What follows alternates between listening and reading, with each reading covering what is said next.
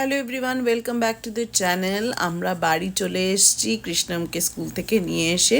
ও বসেছে একটু পড়াশুনো করতে। ওর স্কুলে ফার্স্ট অ্যাসেসমেন্ট শুরু হয়ে গেছে, তো যাই জন্যেই একটু বাড়িতে একটু বেশি করে প্র্যাকটিস করাচ্ছি। এগুলোতে কোনো মার্কস সেভাবে হয় না, কিন্তু ওদের প্রোগ্রেস জানা যায়। তো সেই সবই ওকে জিজ্ঞেস করছিলাম যে কেমন হয়েছে ওর টেস্ট, আর কালকে কি টেস্ট আছে। সেই রকম আর কি, যেটাকে ইন্ডিয়াতে ফার্স্ট ইউনিট টেস্ট বলে, সেরকম একটা টেস্ট হয়েছে ওর ফার্স্ট। হুম, নিউ টেস্ট ছিল যে। বাবু, টেস্টটা কেমন হয়েছে তোমার? আজকেও ছিল, এই উইকটাই পুরো চলবে তো। কেমন হয়েছে বাবা? ভালো হয়েছে। ওখানে ছবিটা না তুলে না, ওখানে লিখে নিয়েছে, সেটা ভালো করেছে, দেখে লিখে নিয়েছে, প্র্যাকটিসও হয়েছে একবার। ও বলছিল ওই পেছনে যেতে আছে, যেটা ছবি তুলে করবে, থেকে লিখে নিয়েছে। লাইন থেকে না বেরোয় শোনা। হুম, চলো, কাজকর্ম হয়ে গেছে, এবারে একটু বসি। খাওয়া দাওয়া হয়ে গেছে, তো বসেছিলাম এমনি ব্লগটাকে এডিট করতে। তো আমি দেখেছি লাস্ট কয়েকদিনের মধ্যে আমার কাছে দুটো খুব ইন্টারেস্টিং কমেন্টস এসছে, যেগুলো ইউজুয়ালি আমার ইউজুয়াল কমেন্টসের থেকে একটু আলাদা। তাই আমার মনে হলো একটু ডিসকাস করি। যদি তোমাদের অন্য অন্য কারোরও সিমিলার প্রশ্ন থাকে, কিউরিওসিটি থাকে, তাহলে তোমাদেরও ভাল লাগবে শুনতে। তো আমি একটা একটা করে প্রশ্ন আনসার করার চেষ্টা করব। যেহেতু শর্ট ভিডিও, আমি একটা ব্লগে একটাই প্রশ্ন আনসার করতে চেষ্টা করব, পরের ব্লগে আবার নেক্সট প্রশ্নটা। তো লেখা চক্রবর্তী ভট্টাচার্যী উনি কমেন্ট করেছিলেন, এখানে যেহেতু ছেলে মেয়ে বেশিরভাগই সবাই কাজ করে, এখানের কালচার অনুযায়ী বাবা মা বৃদ্ধ হলে তাদের কিভাবে দেখাশোনা করা হয়।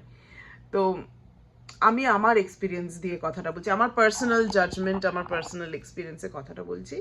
এক্সেপশনস থাকতেই পারে, অন্য কারোর অন্য এক্সপিরিয়েন্স কিংবা অন্য মতামত থাকতেই পারে।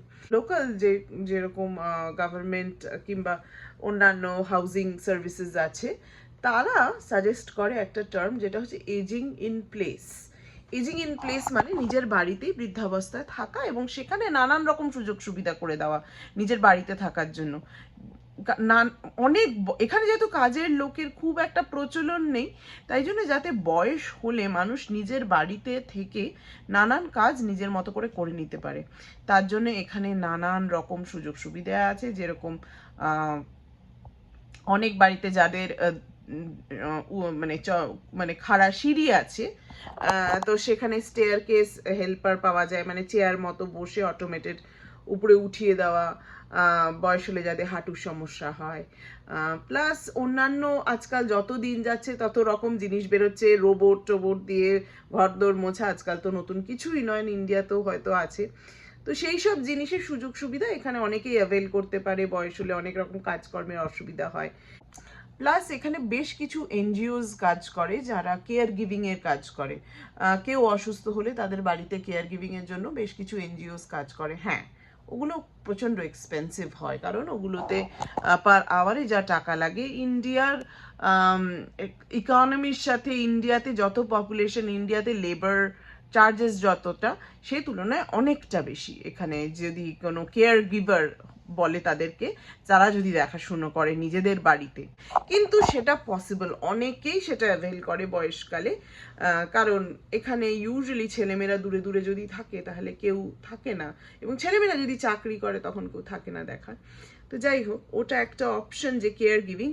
আর এখানে যেটা আছে, সিনিয়র লিভিং কমিউনিটিস আর নার্সিং হোম, যেখানে সিনিয়র লিভিং কমিউনিটিসগুলো বানানো হয় বাজার টাজারের কাছাকাছি, এবং সেই বাড়িগুলো কিনলে অনেক রকম ট্যাক্স রিবেট পাওয়া যায়, অনেক রকম পাওয়া যায়। সেই কমিউনিটিগুলো শুধু সিনিয়র পার্সনদের জন্যই সোল্ড করা হয় হাউসগুলো। তো অনেকে সিনিয়র লিভিং কমিউনিটিসে মুভ করে, কাছাকাছির মধ্যে বাজার, হসপিটাল সব কিছু থাকে। সেটা একটা, যে বয়সকালে নিজেদের বাড়ি থেকে, নিজেদের বাড়ি বদলে সিনিয়র লিভিং কমিউনিটিতে মুভ করা।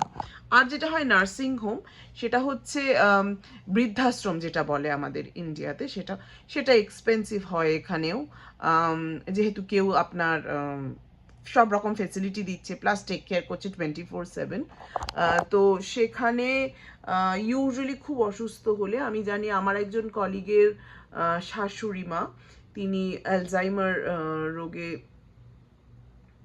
আক্রান্ত, এবং তিনি একটা বয়সকালের পর তাকে বাড়িতে রেখে, যেহেতু কেউ বাড়িতে থাকতো না ওই সময়, তার অনেক রকম অসুবিধা হতো, তো সেই কারণে তাকে নার্সিং হোমে শিফট করা হয়।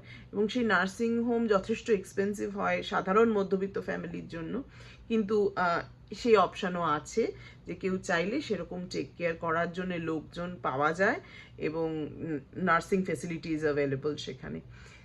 তো যাই হোক, হোপফুলি তোমাদের আনসার করতে পারলাম তোমাদের প্রশ্ন। তো এরকম আমার এক্সপিরিয়েন্স অনুযায়ী হয়। আর অন্যদের কি এক্সপিরিয়েন্স, অন্য কিছু এক্সপিরিয়েন্স যদি থেকে থাকে আমাকে কমেন্টসে জানিও অবশ্যই, আমারও শেখা হবে। আমি যতটুকু জানি আমার পার্সপেক্টিভ থেকে বললাম। তো যাই হোক, তোমাদের এরকম কোনো ইন্টারেস্টিং প্রশ্ন থাকলে অবশ্যই কমেন্টসে লিখো, আমি যতটা পারবো, যতটা আমার নলেজ অনুযায়ী যতটা জানি ততটা তোমাদের কোয়েশ্চেনে আনসার করব।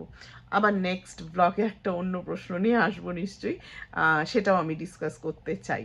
চলো, আজকের মতো আমি ব্লগটা এখানেই শেষ করবো, আবার দেখা হবে নেক্সট ব্লগে।